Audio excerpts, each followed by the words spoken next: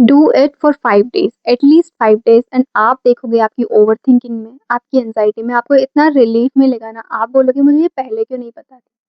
सी overthinking को कभी बातों से ठीक नहीं किया जा सकता है। आप कितना ही पॉज़िटिव सोच लो कि नहीं मैं ओवरथिंकिंग नहीं करूँगी, नहीं करूँगा, फिर भी सोच ही तो रहे हो ना, वो होगा ही सही क्योंकि दिमाग में वो पैटर्न बने हुए हैं। कितना ही पॉज़िटिव वीडियोज़ देख लो, 10 मिनट तक आपको राहत मिलेगी, 15 मिनट तक राहत मिलेगी, वापस से दिमाग को तो वो आदत पड़ी हुई है ना। आप कितना ही पॉज़िटिव सोच लो क्योंकि हम ओवरलैप करने की कोशिश करते हैं, पॉज़िटिव सोच के। लेकिन सोचने से भी कुछ नहीं होता है क्योंकि हमारे अंदर जो सबकॉन्शियस माइंड में पैटर्न बने हुए हैं, आप कितना ही पॉज़िटिव सोच लो, वो सोच भी एक टाइम के बाद ना टॉक्सिक पॉज़िटिविटी बन जाती है। तो प्रैक्टिकल सॉल्यूशन क्या है? बातों से तो उसे ठीक किया ही नहीं जा सकता। तो practical solution is that strawberry, yes. अब मैं आपको प्रोसेस बताती हूँ। तो करना क्या है, 4 सेकंड का इन्हेल करना है and hold for 4 second and exhalation करना है 4 सेकंड का स्ट्रॉ बना कर। यस, स्ट्रॉ बना करके ऐसे करके स्ट्रॉ बना करके एक्सहेल करना है। मैं 4 सेकंड स्टार्टिंग स्टेज बता रही हूँ, अगर आपने कभी किया नहीं है, आप बिगिनर हो, इसको आप 10 सेकंड तक भी लेके जा सकते हो।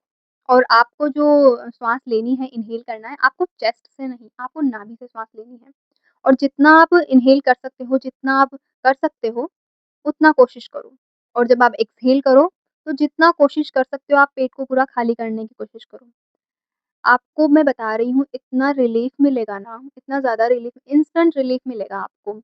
और 1 हफ्ते में तो आपको इसके रिज़ल्ट्स भी दिखने लग जाएँगे।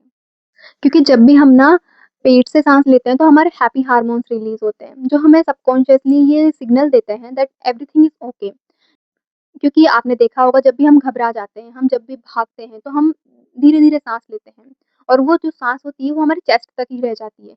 लेकिन जब हम रिलैक्स होते हैं तो हमारी वो ब्रीथिंग बहुत ही स्लो हो जाती है और हम पेट से साँस लेते हैं। एक बच्चा कैसे पेट से साँस लेता है और बहुत ही स्लो धीरे-धीरे साँस लेता है।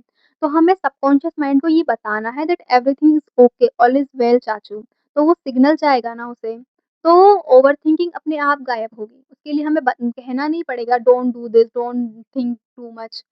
वो ओवरथिंकिंग अपने आप गायब होगी क्योंकि हमारे माइंड को ऑलवेज़ ये सिग्नल जाता है जब हम चेस्ट से साँस लेते हैं और धीरे-धीरे साँस लेते हैं, मतलब छोटी-छोटी साँस लेते हैं, तो हमारे माइंड को ऑलवेज़ ये सिग्नल जाता है that is I am in danger. Flight mode में ऑलवेज़ हमारा माइंड रहता है, लेकिन जब हम डीप ब्रीथ करते हैं, नाभि तक साँस लेते हैं और जितना इन्हेल हो सकता है, जितना हम ऑक्सीजन अंदर ले सकते हैं, उतना लेते हैं, तो हमारे माइंड को ये सिग्नल जाता है that everything is okay, flight mode में रहने की ज़रूरत नहीं है, everything okay, all is well चाचू, थ्री इडियट का वो तो सुना ही होगा, ऑल इज़ वेल। आप इतने काम हो जाओगे, इतने रिलैक्स हो जाओगे।